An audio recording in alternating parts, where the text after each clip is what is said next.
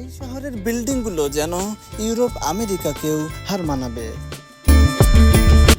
তো ওয়েলকাম গুলশান 1। তো ফাইনালি আমি গুলশান 1 নম্বরে চলে আসছি।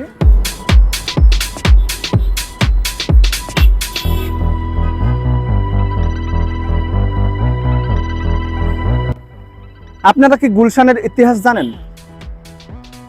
গুলশান শব্দের অর্থ ফুলের বাগান। এই গুলশানের যে পূর্ববর্তী নাম ছিল ভোলা। এই গুলশান শহরের যেদিকেই তাকাবেন এই বড় বড় উঁচু উঁচু বিল্ডিংগুলো আপনার নজর কেড়ে নেবে।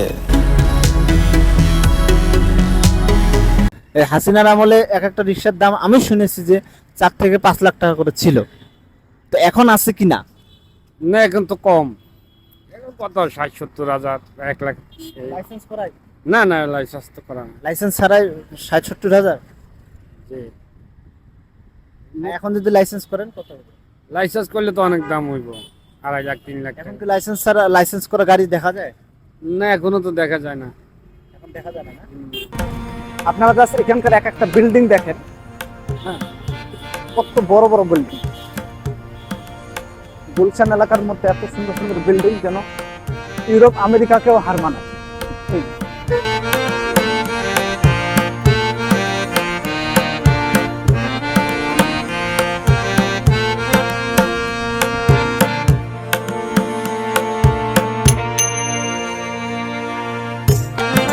তো বন্ধুরা, বাংলাদেশের শহরগুলোর মধ্যে সবচেয়ে ধনী শহর বলা হয় গুলশানকে।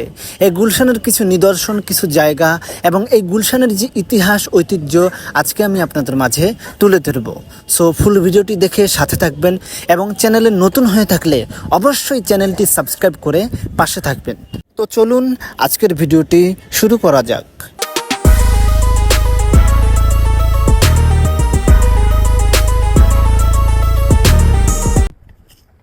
হ্যালো গাইস, আসসালামু আলাইকুম। আমি আরিয়ান। আজ সকাল সকাল বের হয়ে পড়লাম গুলশানের উদ্দেশ্যে। আমার পিছনে হলো চীনমন্ত্রী। আমি এখন চীনমন্ত্রীর সামনে। তো এখান থেকে আমি সোজা গুলশান যাব এবং গুলশানের যে পুরো শহরটা আছে, পুরো শহর আজকে আপনাদেরকে ঘুরে দেখাবো। অবশ্যই ডিটেলস জানতে হলে ফুল ভিডিওটি দেখতে হবে এবং যারা নতুন আমার চ্যানেলে অবশ্যই চ্যানেলটা সাবস্ক্রাইব করে পাশে থাকবে। তো সকালে ঘুম থেকে উঠেই মন চাইলো আজকে সকালের আবহাওয়াটা দেখব এবং সাথে পুরো গুলশান শহরটা ঘুরে দেখব এবং ফ্রেশ হয়ে আমি 6টার দিকেই বেরিয়ে পড়লাম।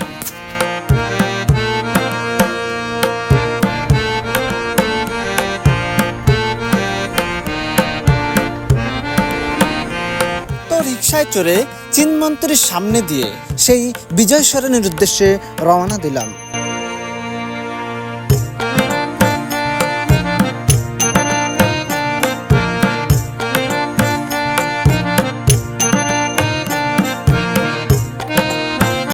তো গ্যাস, আমি এখন যেখানে আছি, আমার পিছনে দেখুন একটা বিমানের মানে ভাস্কর্য দেওয়া আছে এবং আমি যেখানে আছি এটা হলো বিজয় সরণি।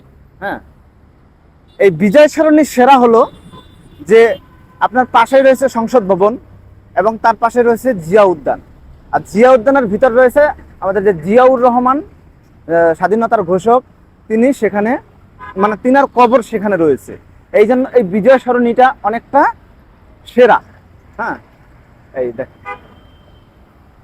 বিজয় সরণির নাম মুখে নিলেই প্রথমে মাথায় আসবে জাতীয় সংসদ ভবন এবং জিয়া উদ্যানের কথা। শুধু তাই নয়, সাথে রয়েছে সামরিক জাদুঘর। সামনে একটা চাচা। চাচা কি করে? কি চাচা, গাড়ির সমস্যা? হ্যাঁ, কি নষ্ট হয়েছে নাকি? মানে অর্ধেক রাস্তায় এসে নষ্ট হয়ে গেল। ভাবলাম চাচার গাড়ি ঠিক হলে একটু যাইতাম। কতক্ষণ লাগবে? হবে না? না, ওকে। চাচার গাড়ি নষ্ট হয়ে গেছে, তাই আর যাওয়া হলো না। আবহাওয়াটা দেখেন আপনারা সকালের। এখন বাজে হলো 6:30টার মতো। মহাখালী থেকে একটা বাইক ভাড়া করে চলে গেলাম গুলশানের দিকে। জাস্ট এই যে ব্রিজগুলো দেখেন, অসাধারণ একটা ভিউ।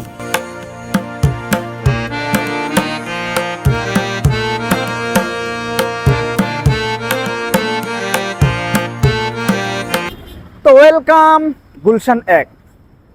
তো ফাইনালি আমি গুলশান 1 নম্বরে চলে আসছি।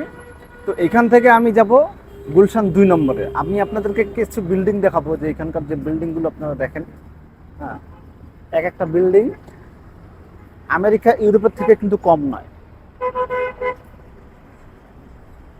তো চলুন আমরা একটু ওই পাশে যাই, দেখি একটু ভিউগুলো, গুলশানের সেই অপরূপ ভিউগুলো। সকালের ভিউ তো, সকাল সকাল বের হয়ে গেছি, সকালে একটা আলাদা একটা ফিলিংস কাজ করতেছে। তো 1 নম্বরে নেমেই একটা মামার কাছে টক দই খেলাম শরবতের মতো, জাস্ট অসাধারণ একটা ফিল এই সকালবেলা এরকম একটি খাদ্য। এবং গুলশান 1 নম্বরে নেমে কিছু ভিউ দেখলাম, ভালোই লাগলো। এখানকার কিছু অফিস 6টার পরেই ওপেন করে দেয়।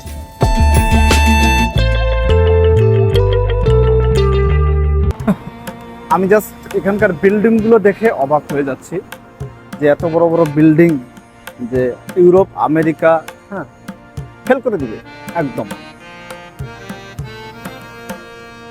অবশ্য গুলশানকে কিন্তু ধনী শহর বলা হয়, মানে ঢাকা শহরের মধ্যে গুলশান একটা বড় বেস্ট একটা জায়গা, শহর, যেটাকে ধনী বলা হয়, কেননা এখানে সব কিছুই ভিআইপি ভাবেই চলে।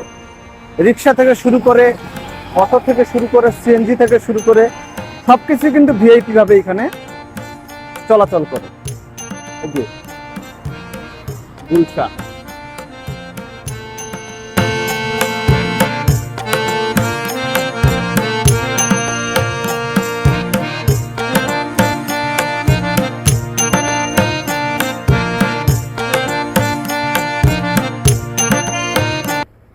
আপনারা কি গুলশানের ইতিহাস জানেন? গুলশান শব্দের অর্থ ফুলের বাগান। এই গুলশানের যে পূর্ববর্তী নাম ছিল ভোলা। এই জায়গাটা একসময় আপনার মানে চাষাবাদের মতো জায়গা ছিল। এখানে ভোলার দ্বীপ থেকে মানুষ এখানে এসে চাষাবাদ করত। ঢাকার সম্প্রসারিত এলাকা গুলশান মূল ঢাকার একেবারে বাইরে অবস্থিত। এর আগের নাম ছিল ভোলা। তখন অঞ্চলটি ছিল প্রায় জনশূন্য। শুধু ভোলা দ্বীপ থেকে মানুষ এসে চাষাবাদ করত এখানে, তাই ঢাকার লোকজন এর নাম দিয়েছে ভোলা গ্রাম।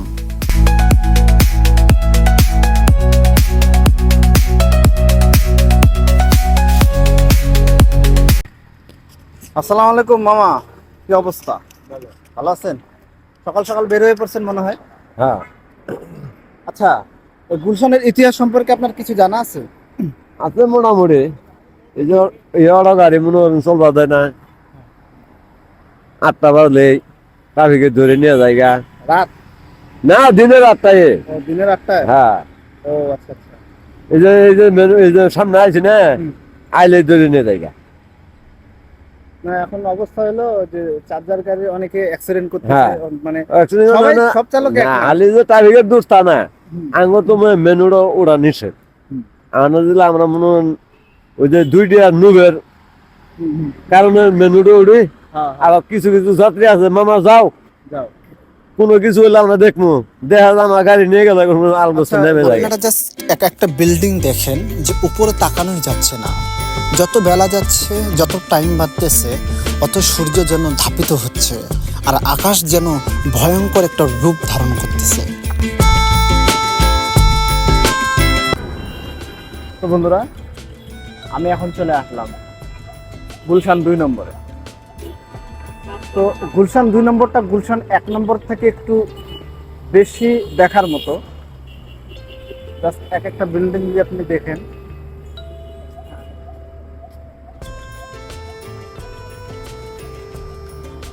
গুলশান 2 নম্বর।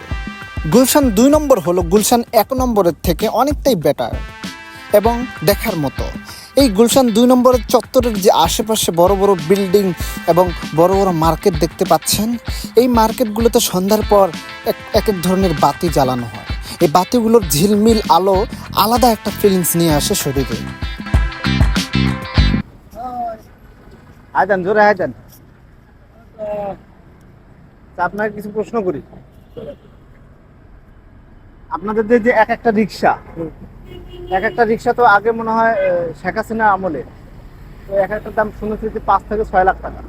এটা হচ্ছে সোসাইটি মানে সোসাইটি রিস্কা মানে সিটি যেগুলা কর্পোরেশন থেকে যেগুলা মানে লাইসেন্স করা লাইসেন্স করে ওগুলোর দাম ছিল 5 থেকে 6 লাখ টাকা, আর এখন নাই কেন? তখন তো মনে করো যে স্বাধীনতার দিনও সব খোলা হয়ে গেছে, অটো ভ্যান যা আছে সব কিছু ওপেন চলতেছে, কিন্তু নিষিদ্ধ নেই এখন তাহলে এখন মেন রোড ছাড়া। এখন তাহলে ওই রিক্সার দাম এখন কত হবে? এটা এই রিক্সার দাম হবে 61,000। 61,000 এখন ওই লাইসেন্স করাই? না না, লাইসেন্স ছাড়া। লাইসেন্স ছাড়া? লাইসেন্স তো এগুলো এখনো বাইরেছে না।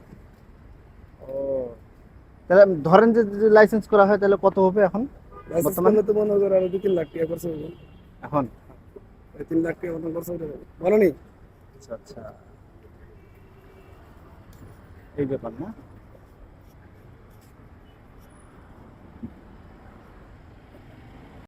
দেশ স্বাধীন হওয়ার আগে এই গুলশানের নাম ছিল ভোলা। প্রায় দেশ স্বাধীনের পর বাংলার বুক থেকে ভোলা নামটি একেবারে হারিয়ে যায়।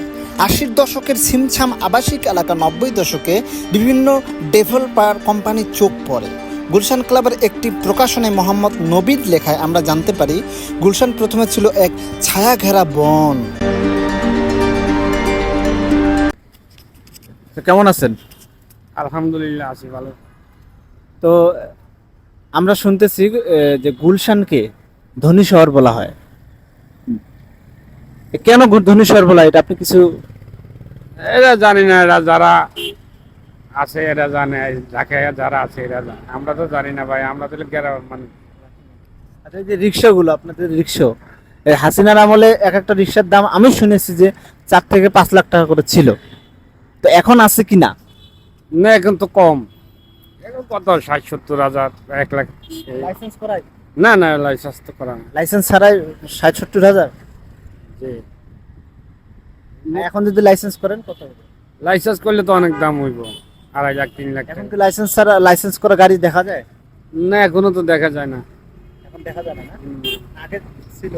তারপরে এটা তো ভালো না ভাই, না এটা আমি চালাই, হয়তো দেখা গেছে যে এক একজন এক এক সমস্যা নিয়ে চালায়, কিন্তু আমিও চালাই যে কোনো একটা অভাবে পড়ি, কিন্তু এটা যেভাবে চালা এটা ঠিক না।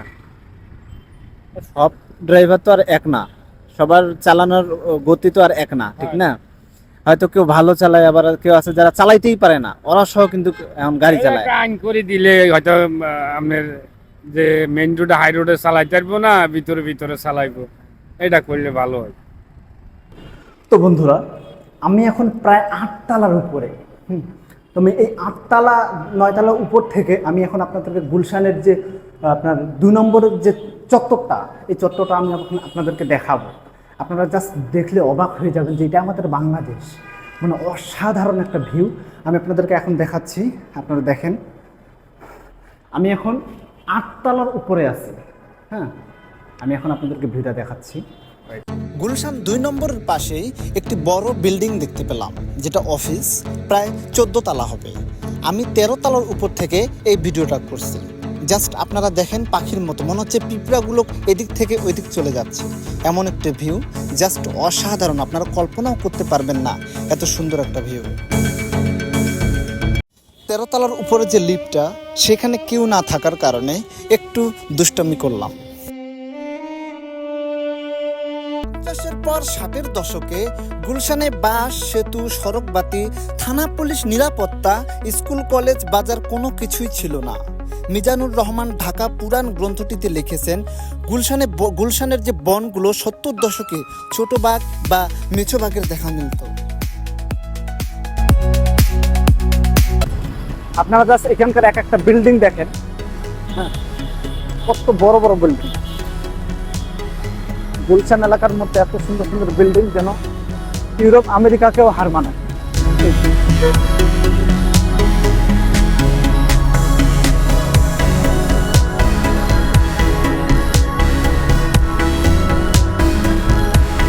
আমার ঠিক সামনেই যে একটি বুর্জ খলিফার মতো বড় বড় উঁচু বিল্ডিং দেখতে পাচ্ছেন, এগুলো এক একটা অফিস।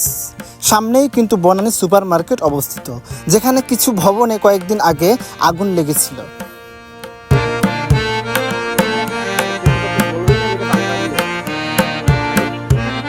এখানকার এক একটি বিল্ডিং যেন এক একটি বুর্জ খলিফা। উপর থেকে যদি নিচে তাকানো যায় তাহলে আপনাকে পিঁপড়ার মতোই লাগবে। জাস্ট অসাধারণ।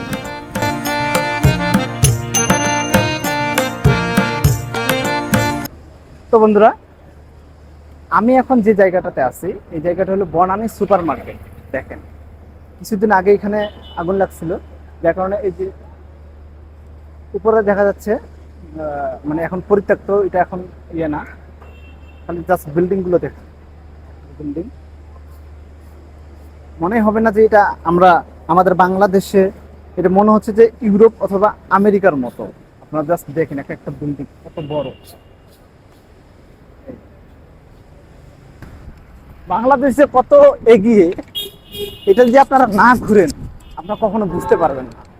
তাই আপনাদেরকে ঢাকা শহর থেকে শুরু করে পুরো বাংলাদেশটা ভালো করে অবজারভেশন করতে হবে, ঘুরতে হবে, তাহলে আপনারা বুঝবেন যে হ্যাঁ, বাংলাদেশেও কিছু দেখার মতো অনেক সুন্দর নিদর্শন, অনেক সুন্দর সুন্দর জায়গা রয়েছে। বাসায় বসে থেকে খালি বললে হবে না, ঘুরতে হবে। তো বন্ধুরা, অনেক তো দেখা হয়ে গেল গুলশানের অলিগলি এবং বনানীর বড় বড় বিল্ডিং, যেগুলো বুর্জ খলিফার মধ্যে। তো এবার ডিফারেন্ট কিছু জায়গা দেখব, সেটা নিয়ে পর্যাপ্ত আলোচনা হচ্ছে এবং ভাইরাল জায়গা। আর সেই জায়গাটার নাম অবশ্যই পূর্বাচলের 300 ফিট। তো আমি এখন পূর্বাচলের 300 ফিটের দিকে রওনা দিলাম। তো বন্ধুরা চলেন আমরা একটু 300 ফিট থেকে ঘুরে আসি। হ্যাঁ, এখন আমি রওনা দিলাম একদম 300 ফিটের উদ্দেশ্যে, নীলা মার্কেট। তো সেখানকার ভিউটা আমি আপনাদেরকে আজকে একটু দেখাবো, যে অসাধারণ একটা ভিউ 300 ফিটের, যেটা একটা ভাইরাল জায়গা, সবাই চিনে কম বেশি। হ্যাঁ, তো চলুন আমরা একটু সেই 300 ফিটের যে নীলা মার্কেট, সেই মার্কেটটা একটু দেখে আসি। তো বলুন, আমার যে সাইটে দেখেন এটা হলো বসুন্ধরা, আর পাশে কিন্তু 300 ফিটের পাশে কিন্তু এটা বসুন্ধরা। এটা মেন গেট না মামা? এটা মেন গেট না সামনে? প্রথম গেট তাহলে এটা। এটা বসুন্ধরা। দেখেন আপনাদেরকে একটা ভালো সাজেশন দিই, আপনারা যারা ঘোরাঘুরি এবং ট্রাভেলিং করতে পছন্দ করেন তারা অবশ্যই রিক্সায় ভ্রমণ করবেন। আসলে রিক্সায় ভ্রমণ করার মজা এবং ফিলিংস অন্যরকম। আপনারা জাস্ট ভিউগুলো দেখলে একদম মানে বিশ্বাসই করতে পারবেন না যে এটা বাংলাদেশ। এত সুন্দর ভিউ। হ্যাঁ, এখানে আরো নতুন নতুন কাজ করতেছে। অসাধারণ একটা জায়গা। আর বললাম যে আপনারা বিশ্বাসই করতে পারবেন না যে বাংলাদেশ।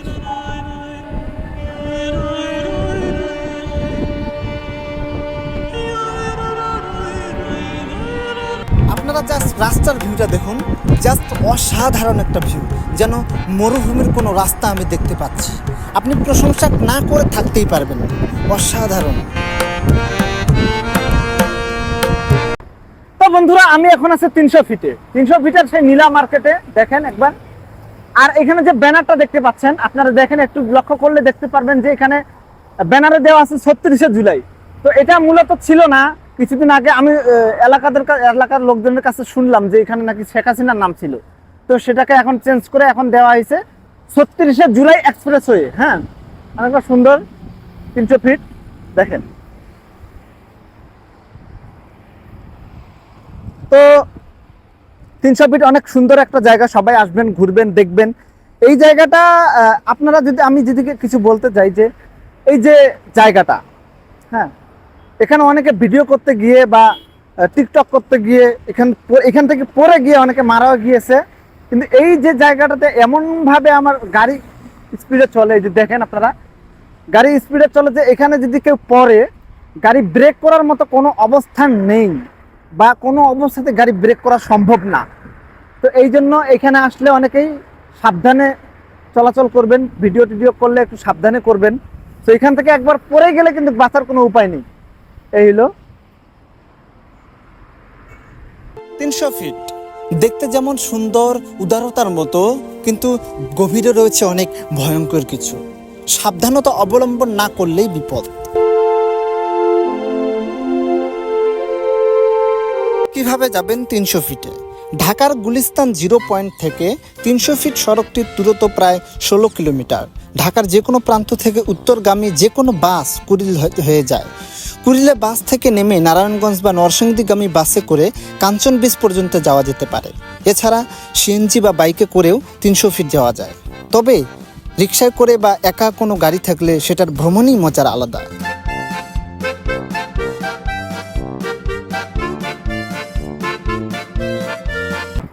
তো অনেক মনোরম পরিবেশ।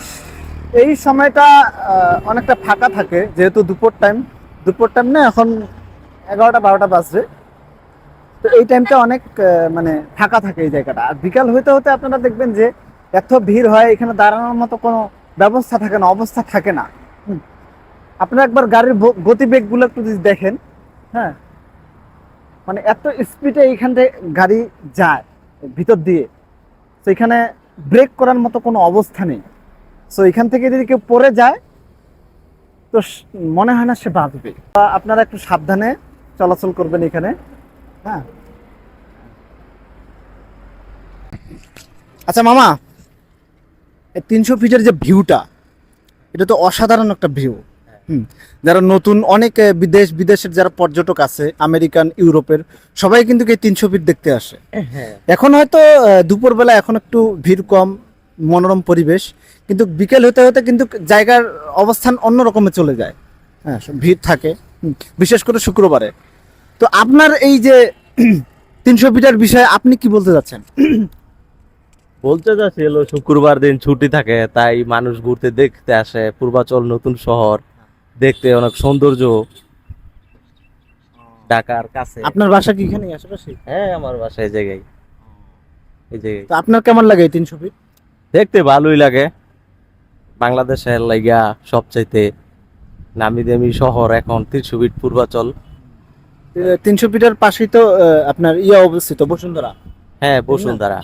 বসুন্ধরা, এবং এই 300 ফিটের কারণেই হয়তো 300 ফিটটা একটু বেশি ফুটে উঠেছে। হ্যাঁ হ্যাঁ হ্যাঁ, ঢাকার কাছে দেখতে অনেক সুন্দর জায়গা, নিলিবিলি পরিবেশ। আচ্ছা, আমি শুনছি যে এখান থেকে অনেকে টিকটক করতে গিয়ে, ভিডিও করতে গিয়ে পড়ে গিয়ে মারা গিয়েছে। আপনি কি এটা কিছু জানেন, এরকম শুনছেন?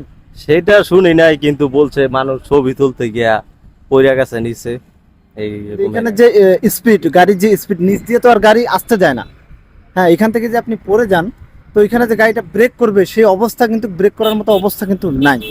সো এখান থেকে পড়ে গেলে সাথে সাথে সে মারা যাবে। হ্যাঁ, কোনো না কোনো গাড়ি তাকে ডলে দিবে। হ্যাঁ, এরকম আমি শুনলাম তো অনেকজনের কাছে, যে এইখান থেকে মনে হয় যে পড়ে গিয়ে একদম সাথে সাথে মারা গেছে। কিন্তু কথা হইলো একটা, দেখতে ঘুরতে সবকিছুই নিজের কাছে বজায় চলতে হইব, কারণ অ্যাক্সিডেন্ট ক্ষণিকের কারণ। সাবধান মতন চলতে হইব, দেখতে হইব সব দিক দিয়ে। আমি যদি ইচ্ছা মতন সবকিছু করি তাহলে তো হবে না। সব দিক দিয়ে আমার নিজের সেফটা আর কি বজায় রাখতে হইব, তারপর অন্য কিছু। তো মামা অনেক সুন্দর কথা বললো, যে নিজের সেফটিটা আগে বজায় রাখতে হবে। যে করেন, ভিডিও করেন, সমস্যা নাই, কিন্তু নিজের সেফটিটা, নিজের যে আছে এটাকে বজায় রাখতে হবে। তারপর এখান থেকে অনেক ছেলেমেয়ে টিকটক করতে গিয়ে কিন্তু মারা গিয়েছে পরে। সো আপনারা অবশ্যই যদি এখানে আসেন, হ্যাঁ, তো নিজের সেফটিটা মেনটেন করে আসবেন। আগে দেখবেন, চারদিক খেয়াল রাখবেন, তারপর যা ইচ্ছে করেন, সমস্যা নাই। তো এই হলো, তো আমাকে অনেক ধন্যবাদ।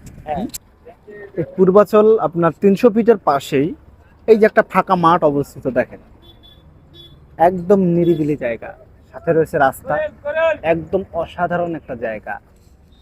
এখানে লেখা আছে ন্যাশনাল ক্রিকেট গ্রাউন্ড পূর্বাচল, মানে এখানে ক্রিকেট গ্রাউন্ডের একটা মানে ভিউ এরা করে রেখেছে, দেখেন। তো বন্ধুরা, আজকে আমি এখান থেকে বিদায় নিচ্ছি। তো যদি আমার চ্যানেলে নতুন হয়ে থাকেন, অবশ্যই চ্যানেলটি সাবস্ক্রাইব করে পাশে থাকবেন এবং বেল আইকনটি ক্লিক করে রাখবেন।